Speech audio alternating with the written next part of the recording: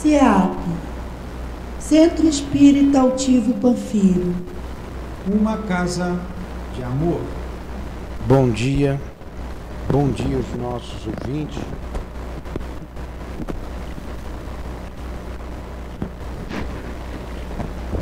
Que Jesus abençoe a nossa manhã de estudos,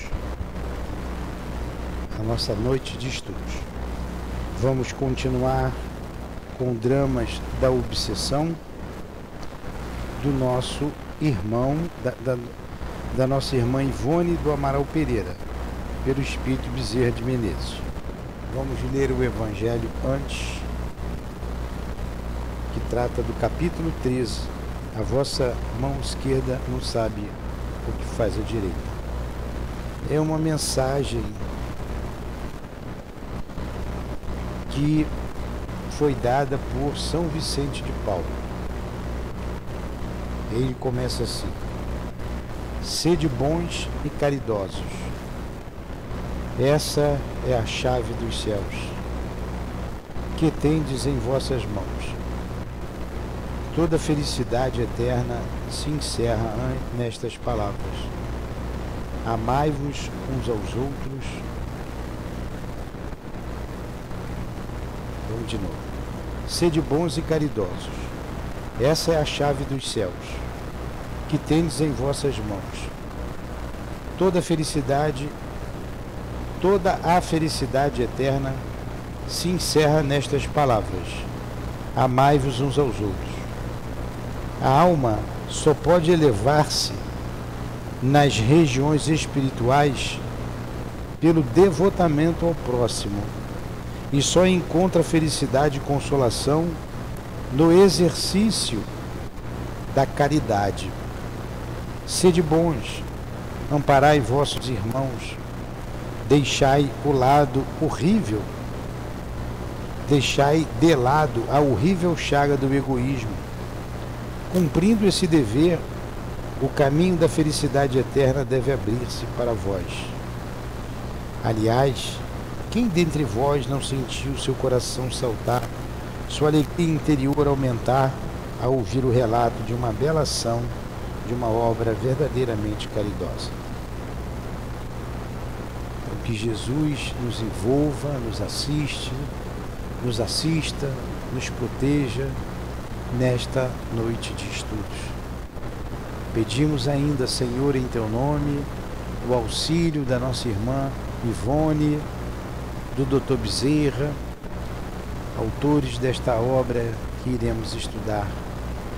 Pedimos ainda o auxílio, a inspiração e a proteção do nosso irmão altivo e da direção espiritual da nossa casa de amor.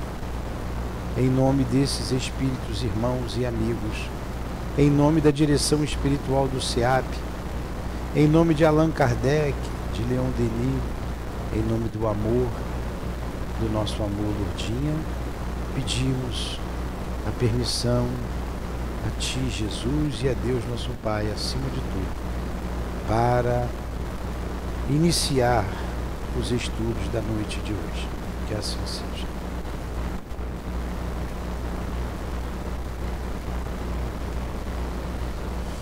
Então vamos lá. Se não conseguir, pede um auxílio aí. Nós paramos no capítulo, no final do capítulo. Vamos iniciar o capítulo 6, né? Que estamos estudando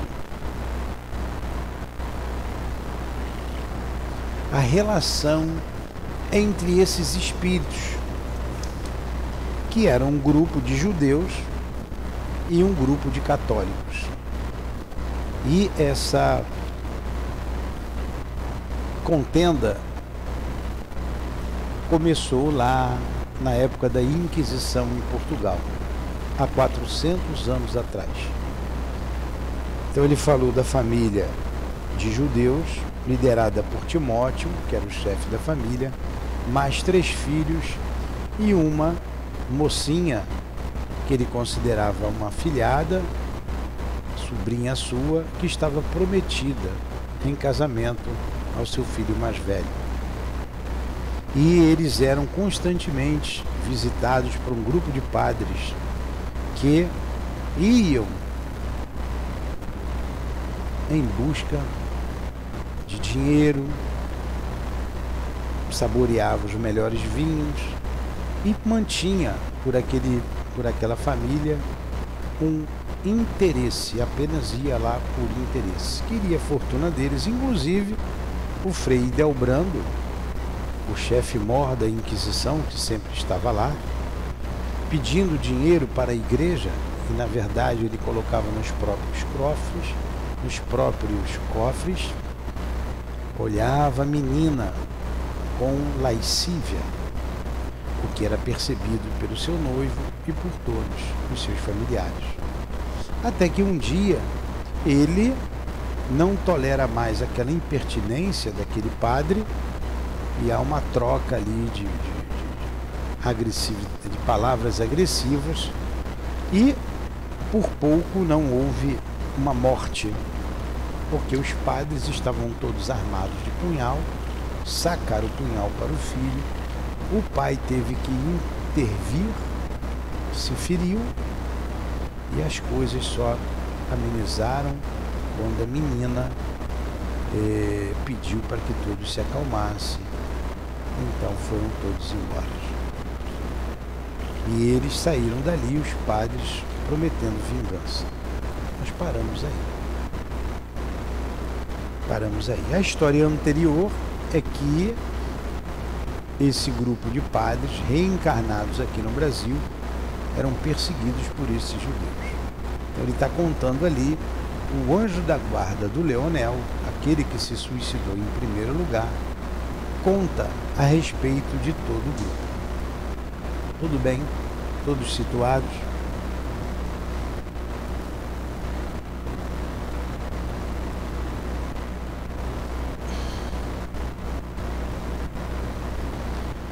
É aqui mesmo, né? Um encantamento sugerido.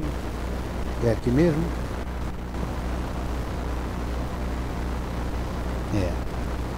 As 12 badaladas da meia-noite ressoaram lúgubres e impressionantes, qual o lamento funéreo de uma despedida pelos ares de Lisboa adormecida em um campanário próximo. E isso foi depois que a menina cantou para os seus amados e os padres foram embora jurando vingança.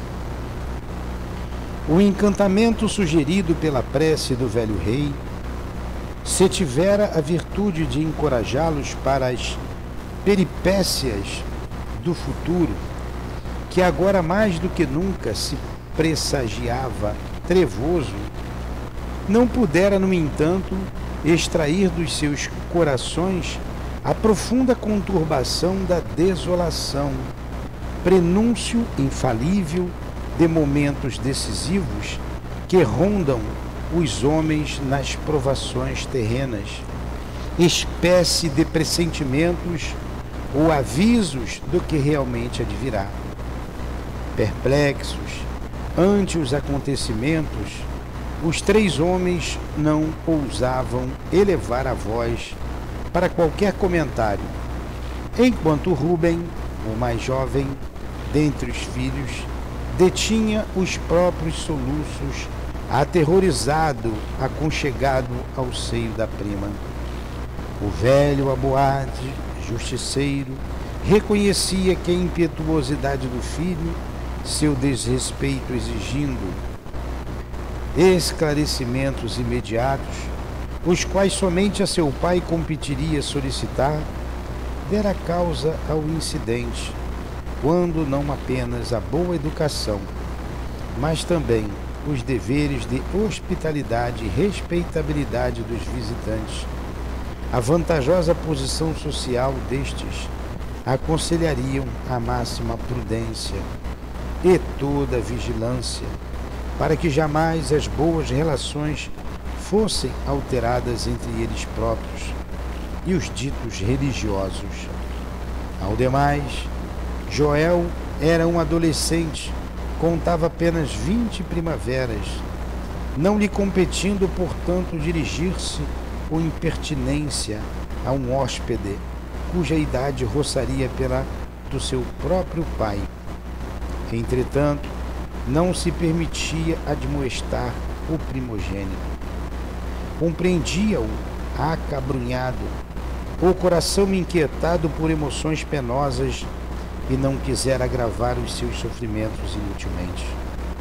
O moço judeu, porém, em dado momento, como no murmúrio revelador das pungentes ilações que em seu íntimo se multiplicavam, desfez o silêncio. Perdoai-me pelo desgosto que vos acabo de causar, meu Senhor e Pai, disse. Reconheço-me culpado. Será justo, portanto, que advenham para mim as consequências do erro praticado.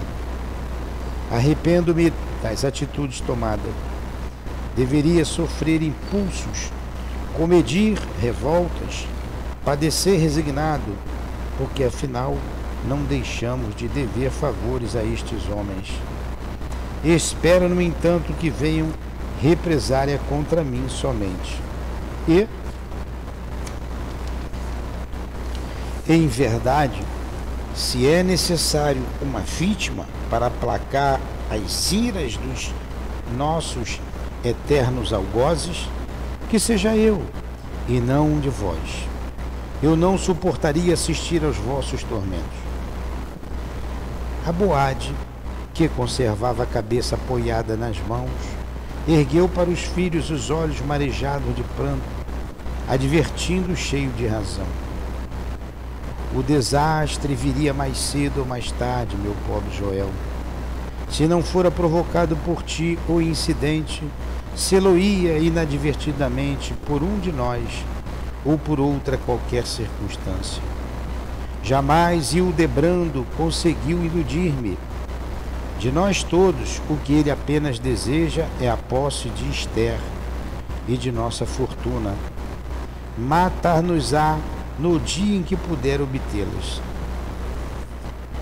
Deteve-se um instante e continuou, enquanto o jovem pintor media a sala em passadas regulares que os tapetes amorteciam.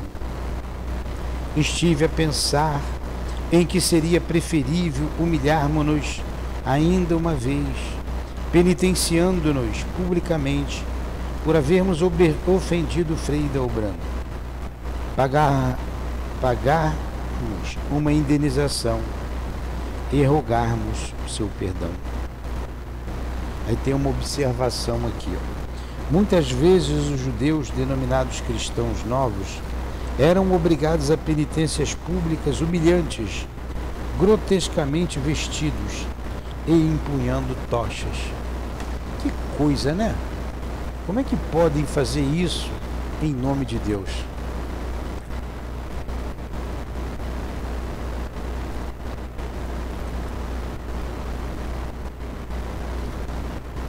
Em nome de Jesus Cristo.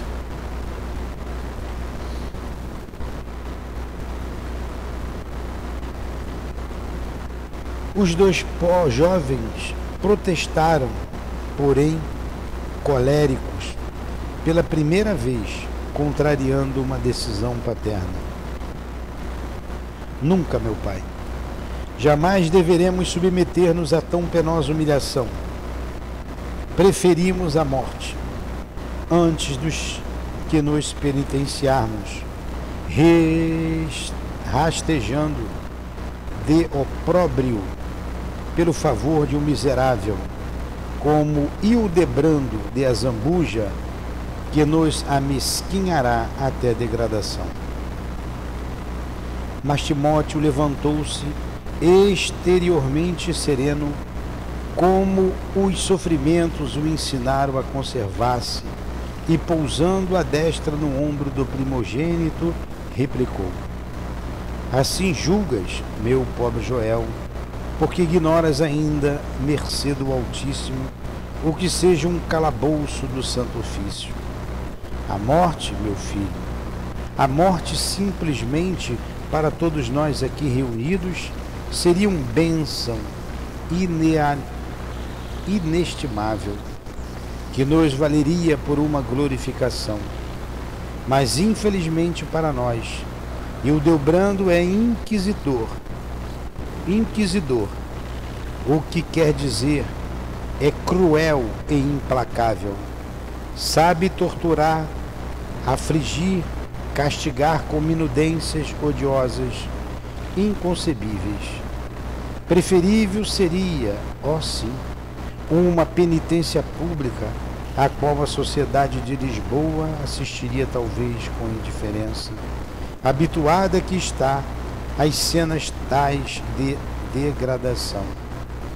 A um suplício lento na fogueira ou no cavalete, aos tratos infamantes e desumanos nas salas de torturas.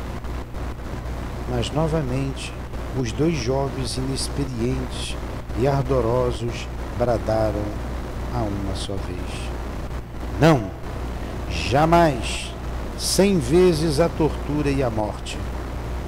Esther baixou a fronte humildemente, sem emitir opinião, enquanto o coração se lhe confragia na expectativa de atribulações imprevisíveis. Que coisa, hein? Que história triste, meu Deus.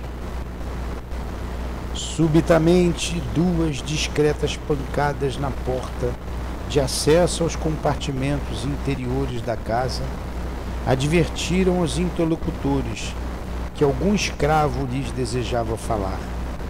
Fizeram-no entrar e Aboade ordenou com Inês: pode falar, Gabriel.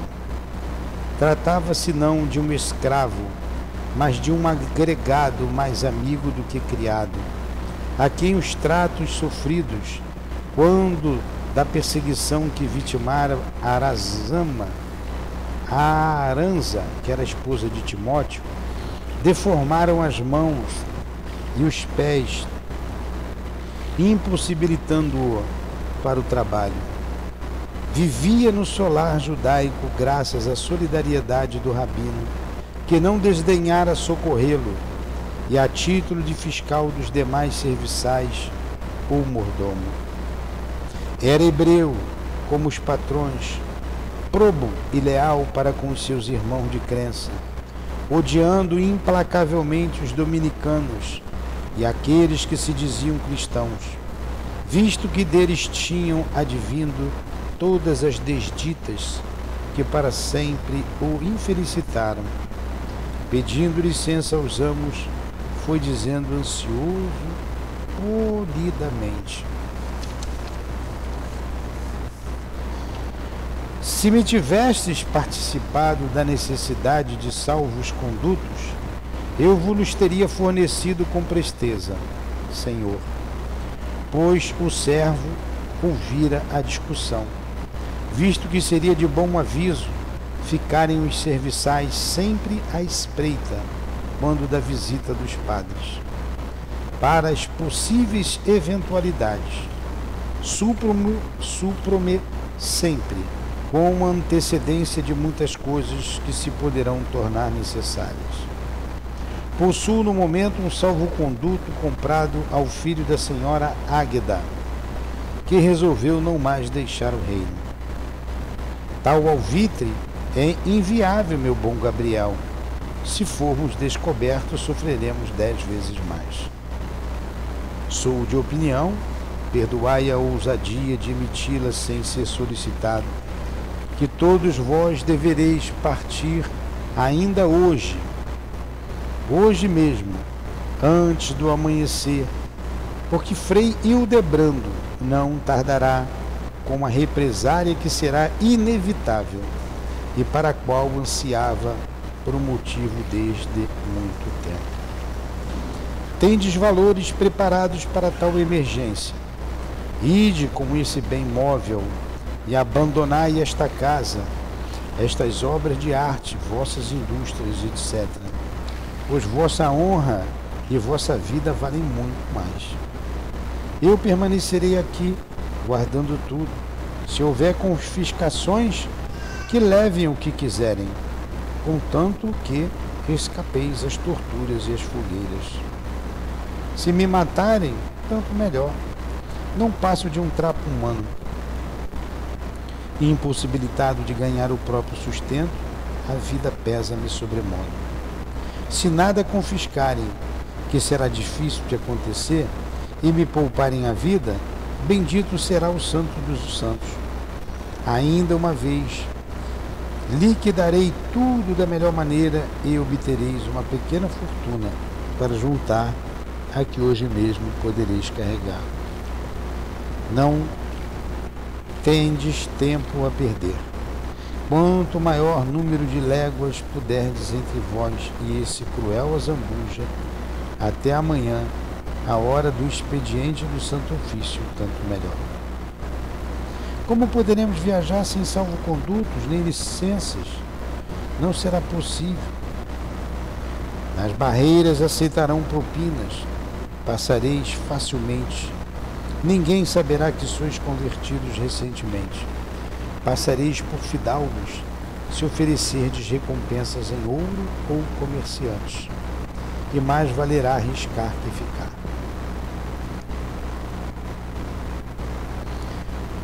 Teremos de preparar bagagens, arrecadar nossas preciosidades.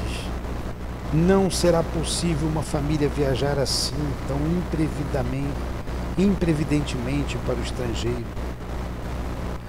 A luz do sol será realmente impossível, Senhor. Freio debrando, no momento, porém, estará chegando à sua casa. Ainda não pôde refletir. Não se refez para deliberar sobre o que tentará para ferir melhor. Lembrai-vos de que vos não poderá prender nem acusar sem que haja denúncias. Demorará a forjá-las. Quererá antes, por agora, dormir o melhor possível, pois estará fatigado de comer para a vossa ceia. Estará fatigado de comer da vossa ceia e de beber dos vossos vinhos. Partir amanhã, no entanto, seria demasiadamente tarde. Ouso declarar-vos que tal tentativa deveria ter sido realizada desde muito, por todos vós, e não apenas por um ou dois, como tem feito, como bons êxitos, muitos dos nossos compatriotas. Então, o que ele está aconselhando aqui? Está aconselhando a família fugir, sair de Portugal, ir embora aquela noite mesmo, porque os padres iam se vingar deles. Era um escravo que ele considerava, que ele tratou muito bem, que a própria igreja o alejou quando da morte da esposa do Aboade, né? Ou Timóteo. Para você, minha filha, é difícil o que eu estou lendo aqui, porque estamos do meio para o final de uma história e eu tenho que ler, porque é um romance, então eu faço uma leitura corrida, mas só para você se situar, trata-se o livro de uma perseguição no tempo do Santo Ofício. Sabe o que é o Santo Ofício? Sabe? A Inquisição. Sabe o que é a Inquisição? A Inquisição era um tribunal que a igreja instalou para perseguir os hereges. Sabe o que é um herege? Pois é. Tudo o que se falava contra a igreja era considerado uma heresia. E aqueles que seguiam Moisés como judeus eram considerados hereges. E eles perseguiam com muita raiva e ódio os judeus, porque eles eram ricos e eles queriam tomar os seus bens. Então essa história está aqui sendo narrada pelo Adolfo Bezerra de Menezes. através da mediunidade da Dona Ivone. Tá? Então o que aconteceu foi que essa família, toda ela foi perseguida por esse grupo de judeus e que se vingaram posteriormente, vindo a se suicidar numa outra reencarnação. Então aqui ele está contando a história dessas duas famílias, a relação desses dois grupos, dessa família de judeu com um grupo de padres da Inquisição, liderada por um tal Frei de Azambuja. Entendeu? Entendeu o que eu falei?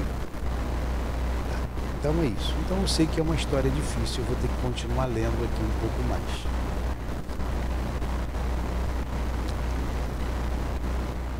Vamos lá. Alguma pergunta, Elinéia? Tá cansativo? Não. Tá cansativo eu ler? Você está entendendo bem a história, né? Então vamos prosseguir.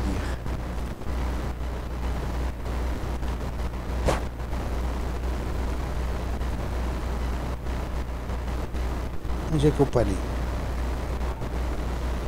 Finalmente, depois de viva discussão, deliberaram que Joel deixaria Lisboa imediatamente, acompanhado do velho Gabriel, para se dirigir a Roma, onde esperaria em segurança até que a família se lhe fosse reunir, pois Timóteo, já no dia seguinte, começaria a tentar possibilidades para conseguir transferir-se para Roma com os restantes dos filhos, as ocultas de Azambuja. O salvo-conduto de Gabriel protegeria o fugitivo contra quaisquer eventualidades, ao passo que o ouro que levaria removeria outros tantos obstáculos. Em apenas uma hora, enquanto se preparavam cavalos, foi também preparada a bagagem sucinta e cartas de recomendação que o Dr. Timóteo fazia a compatriotas residentes na velha capital do Borges, ao mesmo tempo que lhe dispunha nas mãos uma pequena fortuna para que o seu exílio se não tornasse excessivamente angustioso fora do lar paterno. A tentativa, no entanto, seria de qualquer forma temerária. Joel se apoderaria de uma identidade alheia, o que seria infração gravíssima. O precioso documento fora comprado a outrem, o que tornava falso e ilegal, revertendo tudo isso em agravantes para aquele que dele se utilizasse. As estradas e postas de mudas de cavalos eram rigorosamente fiscalizadas pela Polícia Civil e até mesmo pelos beliguins do Santo Ofício. Principalmente por estes. Porquanto governo e Inquisição expulsavam frequentemente os judeus do território português, mas perseguiam-nos cruelmente se fugissem, recambiando-os para a prisão e a tortura. Mas o sagrado direito daquele que se sente oprimido é procurar possibilidade de libertação e permanecer em Lisboa após desavenças com autoridades inquisitoriais. Seria entregar-se voluntariamente à prisão. E só Deus saberia então o que mais poderia acontecer.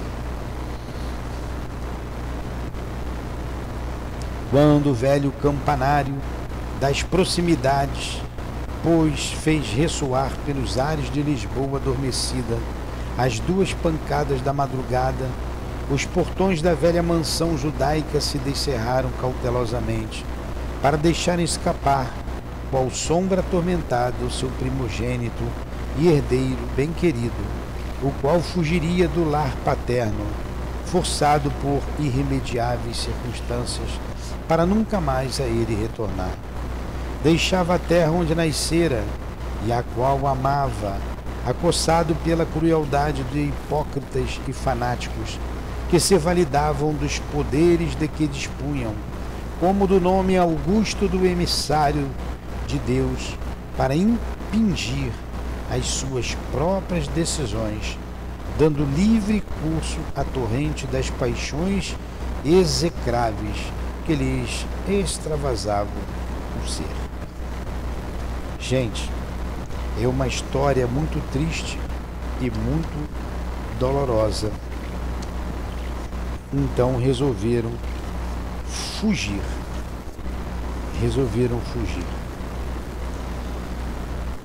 Levando primeiro o filho mais novo como escravo. E ele ia tomar outras providências na cidade. Tá? Vamos parar por aqui e continuar essa história semana que vem, porque eu li muito, e se não tornasse tão cansativo, tá? Mas eu estou me sentindo muito cansado. E eu preciso fazer algo daqui a pouco, e semana que vem a gente continua. Vamos orar por esses irmãos. Essa história é muito recente, a dor do suicídio, a dor da perseguição, embora tenha se iniciado há 400 anos, no tribunal do Santo Ofício. Cruel tribunal que, em nome de Jesus, em nome de Deus, usaram esses nomes sacrossantos para roubar a liberdade, para roubar os bens materiais, para torturar e matar pessoas que simplesmente não tinham nascido em berços católicos, por simplesmente professar uma religião diferente das que eles consideravam a verdadeira religião, o catolicismo. Triste história da humanidade. Que Deus tenha piedade desses homens, desses espíritos. Que Deus ajude a todos a reparar o mal que fizeram diante da lei de Deus. Que todos consigam vencer a si mesmos. O suicídio não resolve problema algum. Que Deus tenha misericórdia. Que Jesus os ajude. Que a nossa irmã Ivone e o Dr. Bezerra, que tiveram acesso a toda essa história com profundidade, tenha forças e condições de ajudá-los, onde quer que se encontrem, na pátria espiritual ou reencarnados. É o que nosso coração pede a Ti, Jesus. Misericórdia para todos. Rogamos por todos os que sofrem, por todos os espíritos que choram, por toda a espécie de sofredores, esperança e paz para todos. Obrigado pela oportunidade que tivemos de estudar e conhecer essa história. Obrigado ao altivo, obrigado aos guias da nossa casa, obrigado, minha amada e querida esposa. Obrigado a Leon Denis, a Allan Kardec, a Maria Santíssima, a Dona Ivone, ao Dr. Bezerra, as irmãs queridas. Que seja em nome desses espíritos, irmãos e amigos, em nome da direção espiritual do SEAP, em nome do amor, em nome do nosso amor, Lourdinha, mas acima de tudo, em nome do amor de Jesus Cristo, de Deus nosso Pai, é que damos por encerrado os estudos em torno do livro Dramas da Obsessão, à noite de hoje. Que assim seja.